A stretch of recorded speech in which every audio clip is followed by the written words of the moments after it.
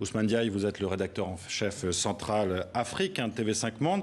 Ce décès inattendu, quelles vont en être, selon vous, les conséquences au niveau politique? On a déjà annoncé que c'est un conseil militaire dirigé par le fils du président Déby qui va remplacer Idriss Déby, justement. Enfin, on sait déjà, là, il y a une conséquence, une première conséquence politique directe, c'est-à-dire la continuation d'une forme de pouvoir, un pouvoir dictatorial, puisque...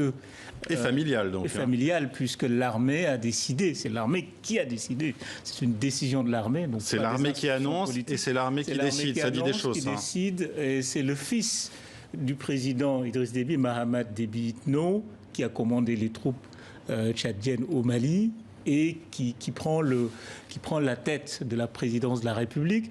Il faut se rappeler que Mahamat Idriss Déby Itno, sa légitimité, il n'est pas le plus gradé ni le plus ancien de l'armée, bien sûr.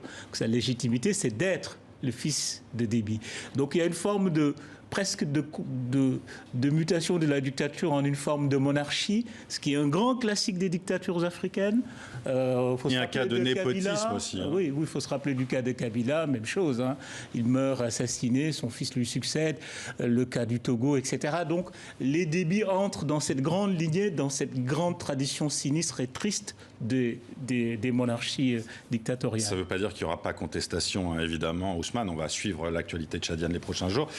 La question maintenant aussi, celle que peut-être nos téléspectateurs se posent, ceux qui ne le connaissent pas bien, qui était Idriss Déby? On le surnommait donc le maréchal président depuis sa nomination l'été dernier à ce grade de maréchal. Il est arrivé au pouvoir par un coup d'État, par la force. L'opposition, je le disais, était muselée. Accusation de népotisme. Son régime est régulièrement accusé par les ONG internationales de violer les droits humains. Clairement, Idriss Déby, c'était un dictateur, selon vous? Oui, le Tchad était une dictature, incontestablement. Je pense que c'est un pays où des opposants disparaissent, on ne sait pas où ils sont.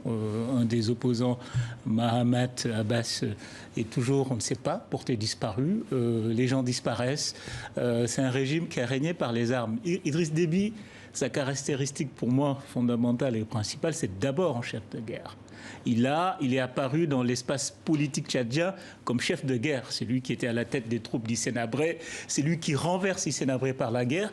Et durant son long règne, il a passé beaucoup de temps à faire la guerre. Il ne faut jamais oublier que, certes, c'est la rébellion du FAT qui finalement aura réussi à liquider Idriss Déby, mais il faut se rappeler de la bataille d'Indiamena de 2008 où les rebelles étaient aux portes du palais. Et Idriss Déby, un bon chef de guerre, a tenu les troupes et n'eût été l'intervention de la France, ça aurait été difficile. Le soutien de la France a toujours été décisif aussi. Ça, c'est une des caractéristiques de la carrière de Déby. Chef de guerre d'une des armées les plus puissantes aussi de cette région en Afrique. Enfin, moi, une des plus puissantes, ça se dit beaucoup. Une des plus nombreuses, en tout cas. Moi, je suis en désaccord avec ça. C'est-à-dire, puissante... Par le nombre, en tout cas? Non, parce qu'il y a un rapport très intéressant qui est sorti il y a quelques mois, l'International Crisis Group, qui parle d'une armée fragile. En fait, qu'est-ce qui se passe dans l'armée tchadienne? L'armée tchadienne est ethnicisée.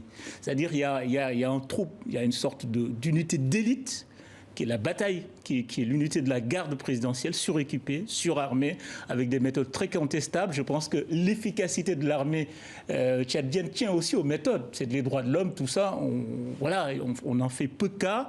Et d'ailleurs, il faut signaler que... On les bafoue, il faut le dire clairement. Il faut signaler que Mahamat Déby, qui lui succède, commandait cette unité d'élite. Donc c'est une armée qui est tribalisée. Et je ne suis pas sûr, et ça, faut voir, je ne suis pas sûr que l'armée, tout le reste de l'armée, accepte le primat ou le leadership, leadership du fils, parce que le fils appartient à une sorte d'armée dans l'armée. Ousmane, on va regarder ce portrait maintenant d'Idriss Déby, et il est dressé par Florent Krebseg et Patrice Ferrus. Idriss Déby, élevé au rang de maréchal. Nous étions au mois d'août, l'année dernière. Le Tchad célébrait le 60e anniversaire de l'indépendance du pays. Une distinction pour son rôle dans une opération militaire 4 mois plus tôt contre la secte Boko Haram. Officiellement, Idriss Déby est décédé de ses blessures il y a quelques heures sur un autre front dans le nord du pays, face aux rebelles. Le front politique était pour Idriss Déby nettement moins risqué, sans véritable opposition. Le président allait enchaîner un 6e mandat. Le score a été dévoilé il y a quelques heures, pratiquement au moment de son décès. Plus de 79% des suffrages.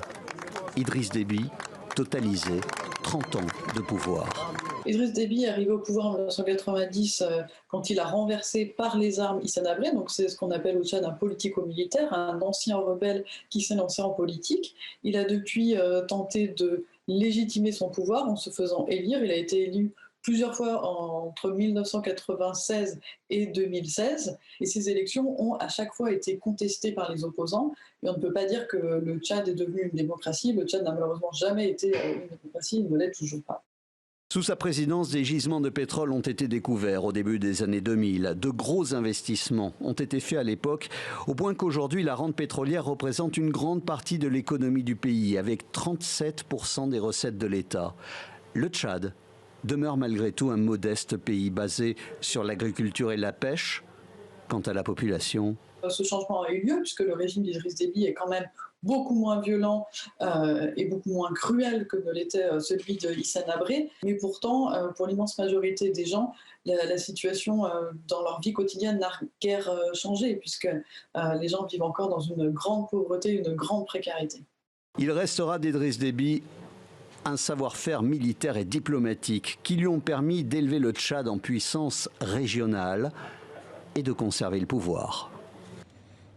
Ousmane Diaye, on vient de l'apprendre. L'armée annonce des élections démocratiques, la dissolution de l'Assemblée nationale et du gouvernement. Est-ce que pour vous, ce sont des annonces de façade pour assurer peut-être qu'on est dans une bonne marche démocratique après l'annonce de ce conseil militaire dirigé par le fils d'Idriss Déby pour le remplacer? Ma réponse est simple. Déby, quand il a pris le pouvoir, il y a 30 ans, il faisait les mêmes types d'annonces et on a vu ce qui s'est passé. Et puis je ne crois pas fondamentalement en une mue de l'armée tchadienne. Je pense que les éléments qui étaient là sont en place, même si la tête n'est plus là. Merci Ousmane Diaye, on vous retrouve sans doute tout à l'heure aux 64 minutes et dans le journal Afrique sur TV5 Monde pour suivre cette information.